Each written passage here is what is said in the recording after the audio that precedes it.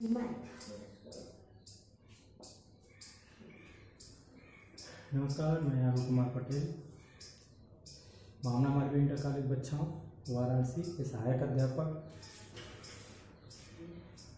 कक्षा 12 रसायन विज्ञान यूनिट फर्स्ट ठोस अवस्था के कुछ टॉपिक सामान्य अध्ययन एवं ठोस का वर्गीकरण पर अध्ययन करेंगे। सामान्य अध्ययन ठोस का अगर हम सामान्य अध्ययन करें तो उसमें आता है ठोस का परिभाषा। तो जैसे पूर्व में सभी लोग जानते हो कि ठोस का आकृति और आयतन दोनों निश्चित होता है। कुछ जनरल सामान्य कैरेक्टर कुछ इस प्रकार हैं कि ठोस अवस्था में कण की स्थिति नियत होती है, ठोस अवस्था में कण दोलन गति करते हैं, स्थिति नियत होने के कारण आकृति तथा आयतन निश्चित होते हैं,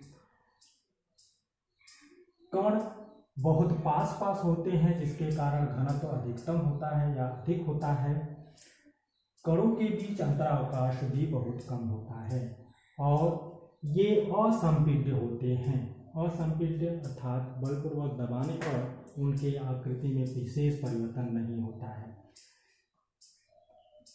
ये कठोर होते हैं और अथवा इसमें आकर्षण अधिक होता है, अर्थात कहने का अर्थ है कि इनमें कणों में आकर्षण अर्थात सहसंजन बल अधिक होता है।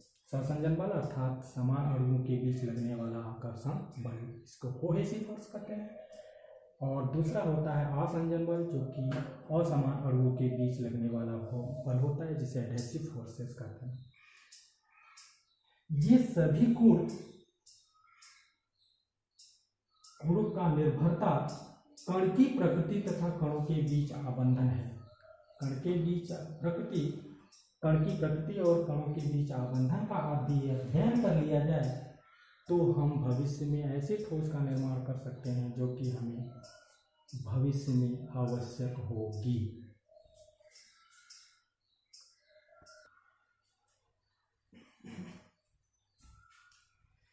दूसरा टॉपिक है ठोस का वर्गीकरण। ठोस को सामान्यतः दो प्रकार से वर्गीकरण किया जाता है। पहला तो है ठोस के कणों की व्यवस्था के आधार पर।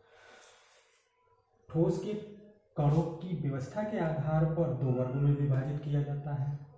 और दूसरा है ठोस के कणों के बीच लगने वाले बंध के या आबंध के या आकर्षण बल के आधार पर।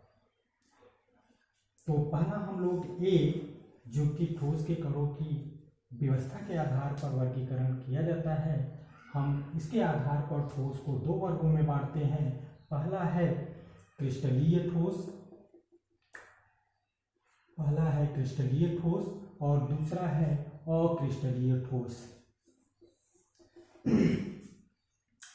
क्रिस्टलीय ठोस वे ठोस होते हैं जिनमें कण निश्चित क्रम में व्यवस्थित होते हैं।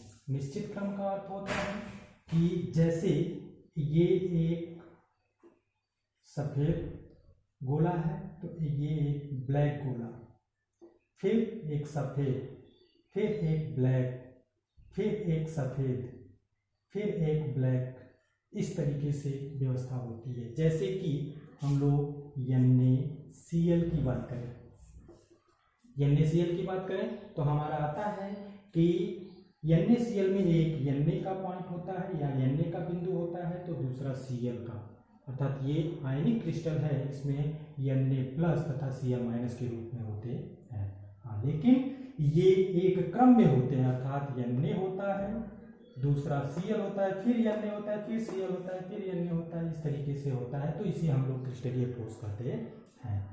क्रिस्टलीय ठोस के कुछ विशेष गुण निम्नवत होते हैं, जैसे कि पहला है निश्चित क्रम में होना, अर्थात ये तो हमने बता ही दिया कि ये निश्चित क्रम में होते हैं। दूसरा है दीर्घ परास व्यवस्था, अर्थात ये क्रमिकता बहुत लंबी दूरी तक, या कहें इनकी जो एक बड़ा, अगर हम लोग क्षेत्र में, बड़े क्षेत्र में देखें तो भी इसकी नियमितता बनी रहती है।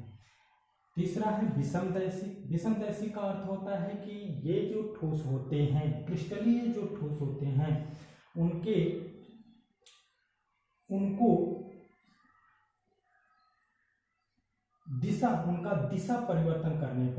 उनका दिशा परिवर्तन करने पर उनके भौतिक गुण परिवर्तित हो जाते हैं। जैसे कि कुछ ऐसे पदार्थ हैं, जैसे सिल्वर आयोडाइड की बात करेंगे, तो उनको अगर हम गर्म करते हैं यानी उष्मा देते हैं तो उनके लंबाई में वृद्धि होती है, परंतु चौड़ाई में उसके क्या होती है, निम्नतम यानी कमी होने लगती है।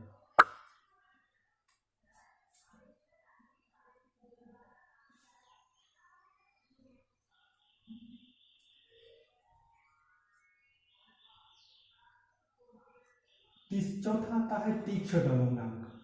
अर्थात इसका अर्थ यह होता है कि अगर हम किसी क्रिस्टलीय ठोस को गर्म करके उसे गलाने का प्रयास करें तो वो एक निश्चित पॉइंट पर, अर्थात कहने का मतलब अगर किसी क्रिस्टलीय ठोस का गलनांक 100 डिग्री सेल्सियस है तो 100 डिग्री सेल्सियस पर ही वह गलेगा। उससे अगर एक पॉइंट नीचे हो जाए तो वो जल्दी गलेगा नहीं। पांचवा है नियमित कटाव। यदि हम किसी चाकू से या तेज धार से अगर हम क्रिस्टलीय ठोस को काटते हैं तो वह उसका जो सरफेस है वह स्मूथ मिलता है, अर्थात बहुत ही शार्प मिलता है। ये जो क्रिस्टलीय ठोस होते हैं इनको वास्तविक ठोस कहा जाता है।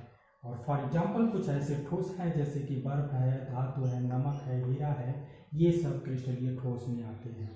दूसरा है अक्रिस्टलीय ठोस। अक्रिस्टलीय ठोस एमॉर्फस सॉलिड, क्रिस्टलाइन सॉलिड।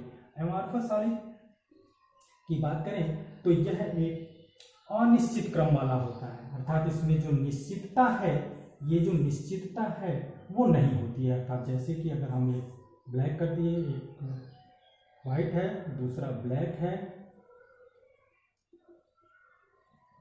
तीसरा वाइट है, चौथा भी वाइट हो गया, फिर ब्लैक हो जाए, फिर ब्लैक हो जाए, फिर वाइट हो जाए, फिर ब्लैक हो जाए, तो इनकी निश्चितता में कोई, इनके क्रम में कोई निश्चितता नहीं होती है। तो ऐसे सॉलिड को अक्रिस्टलीय ठोस कहते हैं। मीन्स इनका क्रम अनिश्चित क्रम होता है।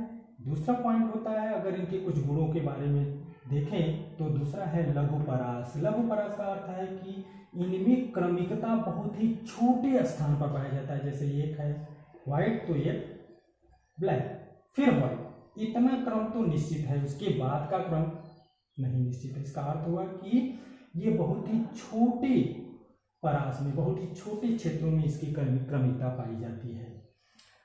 तीसरी है समदैशिक। समदैशिक का अर्थ ये होता है कि अगर हम इसकी दिशा में परिवर्तन करें, जैसे हम अगर इस दिशा की बात करते हैं तो इस दिशा में इसका जो गुण है वह सेम, जैसा गुण है वैसा ही गुण इस दिशा में भी पाया जाता है। इसीलिए इसे हम कहते हैं कि इनकी दिशा में परिवर्तन करें तो इसके गुण में परिवर्तन नहीं होता है, इसलिए इसको हम लोग समदैशिक कहते हैं। गलनांक एक परास में होता है, अर्थात कहने का मतलब हो गया कि अगर हम इस अक्रिस्टलीय ठोस को गलाएं टेम्परेचर देकर तो एक निश्चित तापमान में, एक निश्चित परास में, अर्थात कहने का मतलब है कि जैसे कोई अक्रिस्टलीय ठोस है तो उसे गर्म करेंगे तो वह 20 डिग्री सेल्सियस पर यदि वो गल रहा है तो धीरे धीरे गलते गलते वो 30 डिग्री सेल्सियस पर कंप्लीट पूरा गल जाएगा। अर्थात एक परास में एक लंबे डिस्टेंस में वो गल पाता है। पांचवा है अनियमित कटाव। अनियमित कटाव इसका अर्थ हुआ कि अगर हम इसे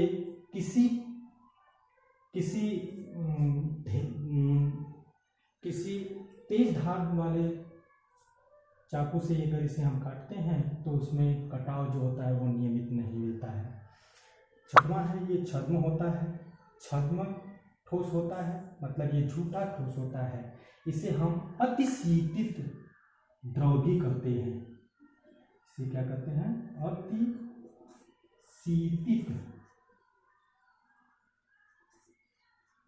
द्रव।